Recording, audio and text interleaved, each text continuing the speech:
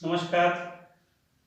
फिर से आप लोगों का स्टूडेंट कैरियर कोचिंग के यूट्यूब चैनल में स्वागत है। जैसा कि आप लोगों को बताया गया था, डेली 1 या 2 मैथ और रीजनिंग की वीडियो अपलोड की जाएगी। उसके बाद साइंस और जीके का भी क्लास चलाया जाएगा और आप लोगों का सहयोग बना रहा तो जल्द से जल्द बहुत सारा वीडियो अच्छी क्वालिटी में दिया जाएगा। और जितने लोग भी जुड़े हैं या जितने लोग भी सब्सक्राइब किए हैं, आप सभी लोगों को हम अपने चैनल की तरफ से बहुत बहुत धन्यवाद देना चाहते हैं। और चैनल को सब्सक्राइब करने के लिए बोलिए ताकि लाइव आ सकें। आज हम रीजनिंग का क्लास देने जा रहे हैं, जिसमें फर्स्ट चैप्टर पढ़ाएंगे आप लोगों को कैलेंडर के बारे में थोड़ा परिचित कर देते हैं आप लोगों को। कैलेंडर दिन, सप्ताह, माह, वर्ष के बीच पारस्परिक संबंध व्यक्त करने का एक आसान तरीका है। कैलेंडर सर्वप्रथम कनिष्क के शासनकाल में प्रारंभ हुआ था। कैलेंडर का हिंदी महीने का प्रथम माह चैत्र माना जाता है और अंतिम माह फाल्गुन माना जाता है। कैलेंडर सर्वप्रथम जनवरी 1 को चालू किया गया था और उस दिन सोमवार माना गया था। कैलेंडर के बारे में कुछ तथ्य हैं, जिसमें दिन की बात कर लेते हैं। सबसे पहले आखिर दिन होते कौन है तो सबको पता है। सोमवार से स्टार्टिंग है दिनों की। सोमवार, मंगलवार, बुधवार, बृहस्पतिवार,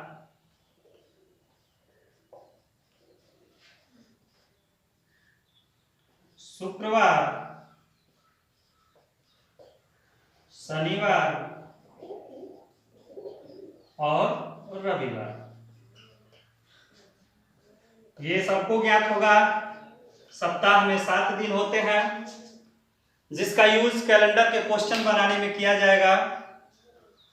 कैलेंडर से रिलेटेड रेलवे एग्जामों में या यूपीपी में या अन्य प्रतियोगी परीक्षाओं में 1 नंबर 2 नंबर पूछ लिया जाता है, जो बहुत ही शानदार ट्रिक के साथ आप लोगों को बताएंगे, ताकि आप 15 से 20 सेकंड में क्वेश्चन को हल कर पाएंगे।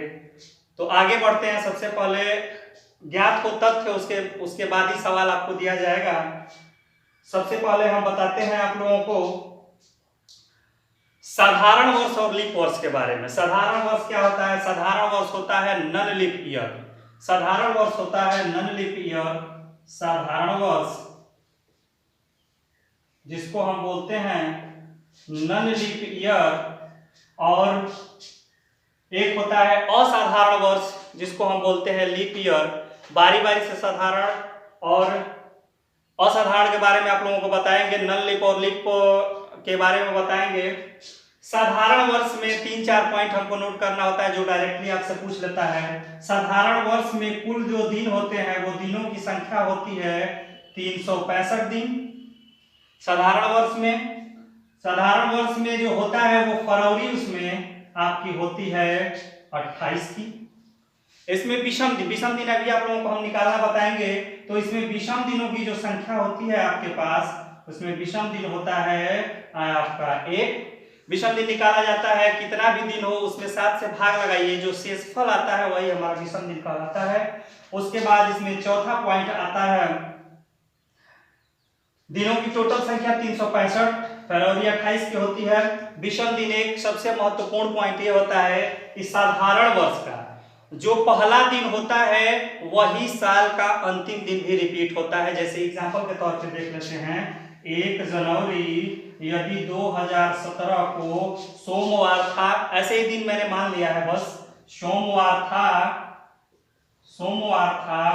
तो 31 दिसंबर 2017 को कौन सा दिन होगा, तो तुरंत आप लोग कहिएगा कि सोमवार ही होगा, क्योंकि पहले पॉइंट में आप लोगों को हम बता चुके हैं कि साधारण वर्ष नॉन लीप ईयर का जो प्रथम दिन होता है वही अंतिम दिन भी होता है। उसके बाद हम चलते हैं असाधारण साल की तरफ। साधारण वर्ष के बाद आता है असाधारण वर्ष, जिसको हम लीप ईयर बोलते हैं। असाधारण वर्ष जिसको हम लीप ईयर बोलते हैं, लीप ईयर बोलते हैं। असाधारण वर्ष यानी कि लीप ईयर में कुल जो दिन होते हैं वो दिनों की संख्या आपकी होती है, संख्या होती है 366 दिन। उसके बाद फरवरी जो इसमें आती है आपकी, फरवरी वो होती है 29 दिन की। और इसमें जो विषम दिन होता है, जो विषम दिन होता है वो होता है 2, क्योंकि 366 में जब 7 का भाग लगाएंगे तो 2 शेषफल बचेगा, वही हमारा विषम दिन माना जाता है। इसमें टोटल साधारण वर्ष में यानी कि असाधारण वर्ष में लीप ईयर में कुल आपके 52 वीक होते हैं, यानी कि 52 सप्ताह होते हैं, और प्लस 2 दिन और होते हैं, यानी कि वही 2 दिन अगर ऐड कर देते हैं तो आपके असाधारण दिन के टोटल दिनों की संख्या आ जाती है। यानी कि पूछता है एग्जाम में कि बताइए असाधारण लीप ईयर में आपके कितने सप्ताह और कितने दिन होते हैं, तो 52 सप्ताह और 2 दिन होते हैं।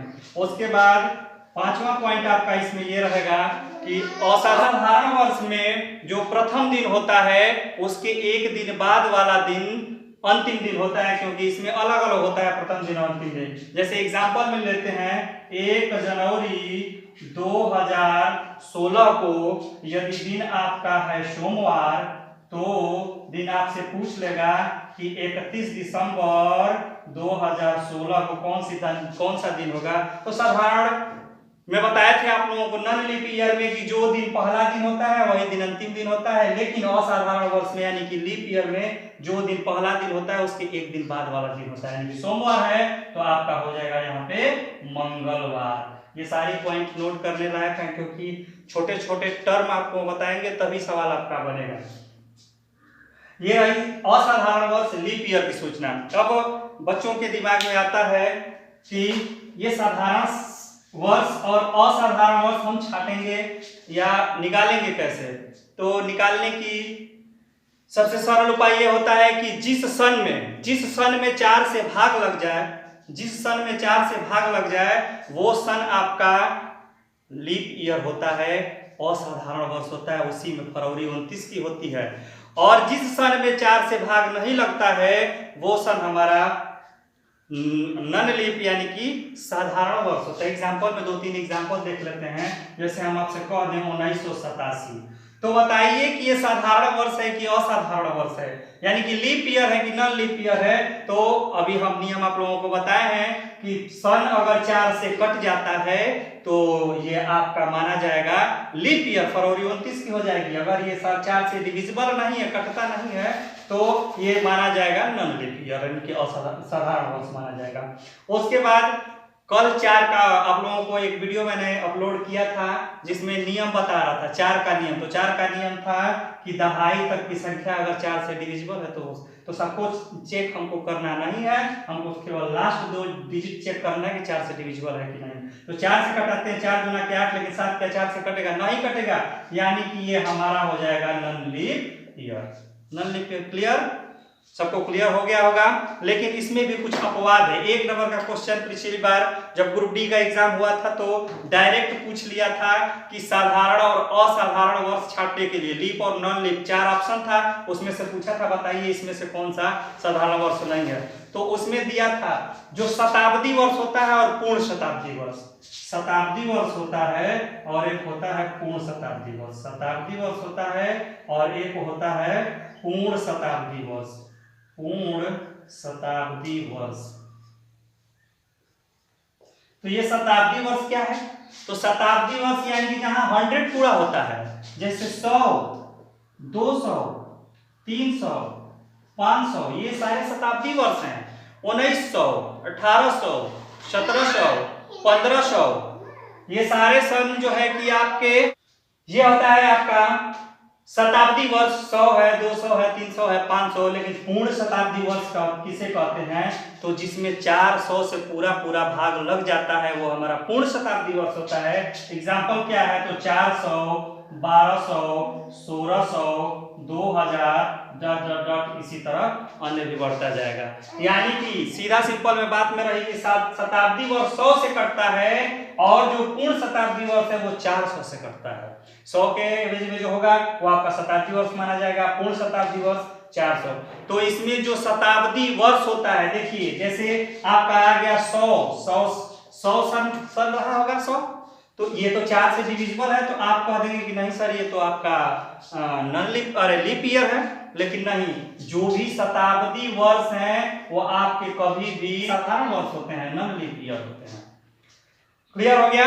उसके बाद यही ऑप्शन में दे देगा आपसे ऑप्शन में क्या कि 1300, 1400, 1500 और 1600 कहेगा कि आप लोग बताइए कि इसमें से लीप ईयर कौन है। तो बच्चा क्या करेगा? चेक करेगा 4 से ये भी डिविजिबल है, 4 से ये भी डिविजिबल है, 4 से ये भी डिविजिबल है, 4 से 1600 भी डिविजिबल है, तो कहेगा लग रहा है क्वेश्चन में फॉल्ट है। नहीं, ये शताब्दी वर्ष है, कभी भी शताब्दी वर्ष पूर्ण शताब्दी वर्ष और शताब्दी वर्ष अलग अलग होता है। तो शताब्दी वर्ष जो होता है वो आपका नॉन लीप ईयर होता है, लीप ईयर हो जाएगा 1600। क्यों? क्योंकि ये 400 से इस पॉइंट को आप नोट कर लीजिएगा कहीं ना कहीं, नहीं तो एग्जाम में 1 नंबर आप खो दीजिएगा।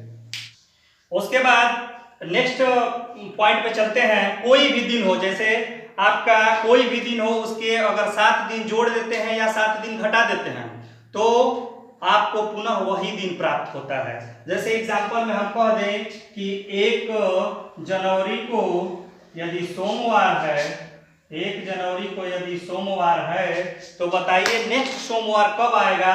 तो बस इसमें हम +7 कर देंगे, 7 1 8 तारीख को फिर पुनः क्या हो जाएगा? सोमवार हो जाएगा। ये पॉइंट भी आपको नोट करिएगा कि किसी भी दिन में अगर 7 दिन हम ऐड कर देते हैं तो वो जो दिन आएगा वो वही पुनरावृत्ति होगी, और यदि हम 7 दिन इसमें से माइनस कर देते हैं तो फिर उसी दिन की पुनरावृत्ति होगी। इसके बाद चलते हैं नेक्स्ट पॉइंट, आपको शताब्दी वर्ष के कोड की तरफ, क्योंकि जब तक शताब्दी वर्ष का कोड नहीं समझेंगे तब तक कैलेंडर का कोई भी दिन आप प्राप्त नहीं कर सकते हैं। कैलेंडर का दिन डायरेक्ट अगर पूछ लेता है 12 जून 1987 को कौन सा दिन है, 6 जून 1988 को कौन सा दिन है, या फिर 5 मई 2017 को कौन सा दिन था, तो आप तुरंत एक 20 सेकंड के बस ट्रिक से उसको प्राप्त कर पाएंगे। तो देखते हैं हम आगे। शताब्दी कोड समझना बहुत जरूरी है। पहले तो दिन का कोड हम लिख देते हैं। दिन का कोड आपका सोम, मंगल, शॉर्ट की लिख रहे हैं, बुध, बृहस्पतिवार, शुक्रवार, शनिवार और रविवार। ये सोमवार है आपका। सोमवार जो होता है उसका कोड हम पहले ही कहे थे कि 1 2 3 4 5 6 7, यह आपको याद होना चाहिए। शनिवार 7, शुक्रवार 5, बृहस्पतिवार 4, मंगलवार 2। इस प्रकार आपको याद होना चाहिए कि दिन का ये कोड होता है। आपको एक बार माह की बात कर लेते हैं। हम माह के कोड से कोई मतलब नहीं है, लेकिन माह का कोड एक हम मोबाइल नंबर की तरफ 12 डिजिट का 12 महीने के लिए देंगे, उसके बाद आपको बनाना बिल्कुल ही आसान हो जाएगा। माह की बात कर लेते हैं तो माह कितने प्रकार के होते हैं? तो एक माह जो होता है वो 28 दिन का भी होता है। कौन सी? फरवरी। कब होती है? जब वो साधारण साल रहता है। एक दिन आता है 29 भी फरवरी आती है। फरवरी तो 29 की भी होती है, लेकिन कब? तो लीप ईयर में भैया, असाधारण साल में, जिस सन में 4 से भाग लग जाता है उसमें फरवरी 29 की हो जाती है। एक महीना 30 का भी होता है और एक 31 का भी होता है। ये भी पॉइंट आप भी नोट कर लेंगे कि महीने 4 प्रकार के होते हैं, 28 दिन, 29 दिन, 30 दिन का और 31 दिन का। ये आसान हो जाएगा। कई लोग तमाम ट्रिक देते हैं आपको कि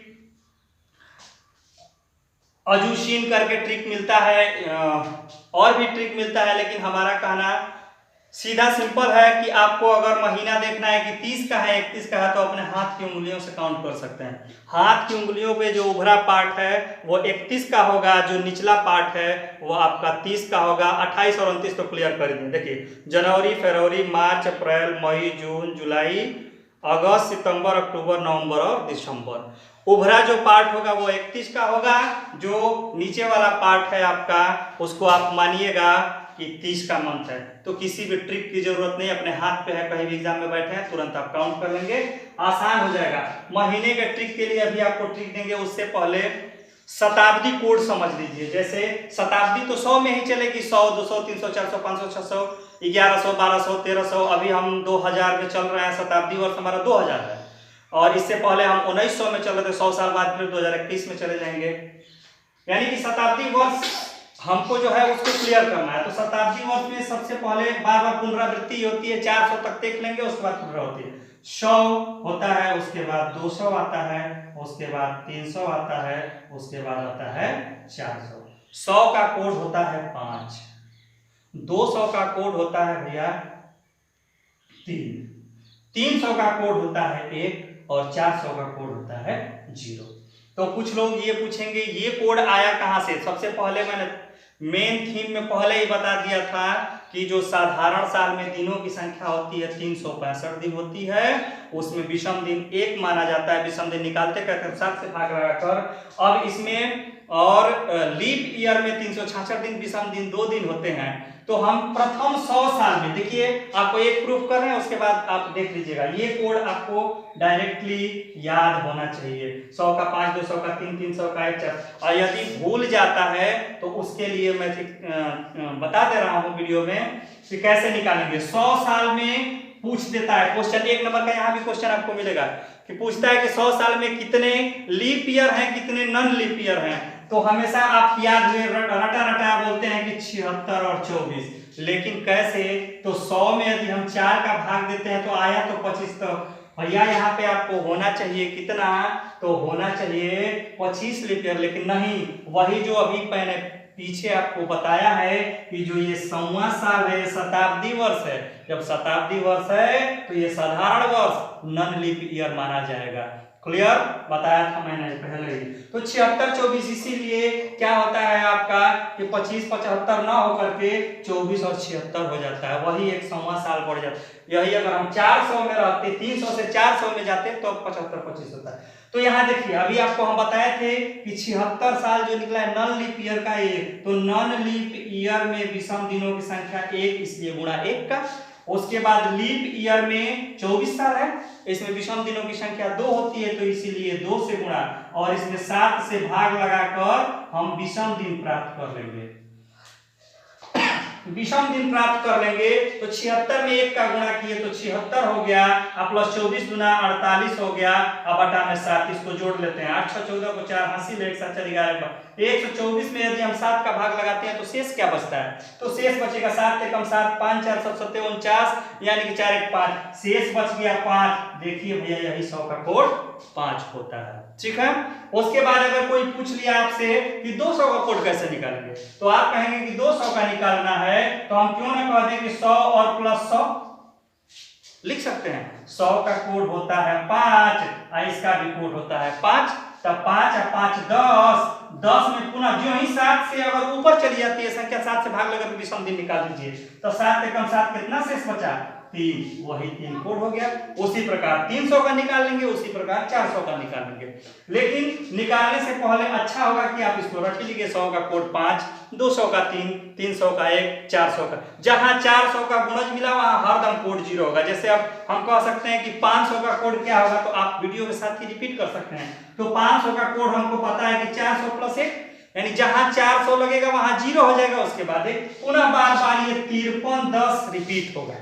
500 का कोड हो जाएगा आपका 5, 600 का कोड हो जाएगा आपका 3, 700 का कोड हो जाएगा आपका 1, और 800 का पुनः 1 कट गया तो ये 0 हो जाएगा। फिर 900 का इसी तरह पुनरावृत्ति होता जाएगा। ज्यादातर क्वेश्चन आपके 1600 और 2000 के बीच के आते हैं, तो उसको भी हम लिख देते हैं। 1600 का भैया हो जाएगा 0, 1700 का कोड हो जाएगा आपका कितना, यानी कि 100 हो गया 5, 1800 का कोड हो गया। 1600 के बाद ही गिनिएगा, 3 साल हो गया आपका, 2 साल हो गया तो 2 साल का मतलब 3, 1900 में जब हम पुनः चले जाएंगे तो 1900 का कोड हो जाएगा एक। आप पुनः जब 2000 आएगा तो भैया शून्य। शताब्दी कोड निकालना है। आप सीख गए होंगे, नहीं सीखेंगे वीडियो को एक बार दो बार देख करके पुनरावृत्ति कर सकते हैं आप।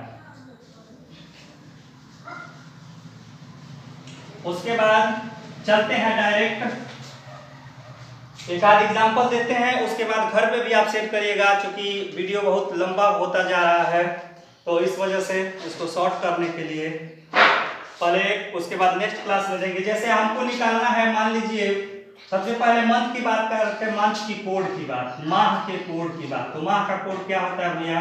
जनवरी, शॉर्ट फॉर्म में लिख रहे हैं हम, फरवरी, अंग्रेजी में लिख देते हैं जनवरी, फरवरी, मार्च, अप्रैल, मई, जून, जुलाई, अगस्त, सितंबर, अक्टूबर, नवंबर और होता है दिसंबर। कोड मोबाइल नंबर की तरह आपको याद करना है भैया। मोबाइल नंबर तो बहुत आप याद कर जाते हैं, लेकिन इसको याद करेंगे तो कहीं ना कहीं एक नंबर जरूर आपको दे के जाएगा। जैसे हम बताते हैं इसका ट्रिक कैसे याद करेंगे। पहले तो हम लिख देते हैं इसको, जनवरी का से लेकर के, फरवरी से लेकर के हम दिसंबर तक आप लोगों को सारा कोड लिख दे रहे हैं। उसके लिए कोई हेजिटेशन आपको नहीं होगा। एक बहुत आसान ट्रिक आप लोगों को मिलेगा, बस ये इतना याद होना चाहिए। तो ये ट्रिक होता है आपका 622, नीचे से लिखेंगे 624, इसके बाद 503, फिर 514। लिखने का तरीका देख लिया आपने, एकदम जुबान पे ऐसे ही हमने याद किया है। 622 में 2 जोड़ दिए 624 हो गया।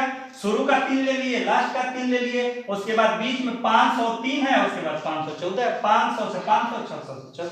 नहीं तो डायरेक्ट याद कर सकते हैं 622, 503, 514, 624। बस यहाँ हमको यूज एक चीज करना होगा, जब साधारण और असह यानी कि लीप ईयर की क्वेश्चन की बात आ जाएगी और उसमें भी जनवरी और फरवरी का क्वेश्चन रहेगा, तब दिमाग को चेंज करना पड़ेगा। तो दिमाग को आपको चेंज करना पड़ेगा।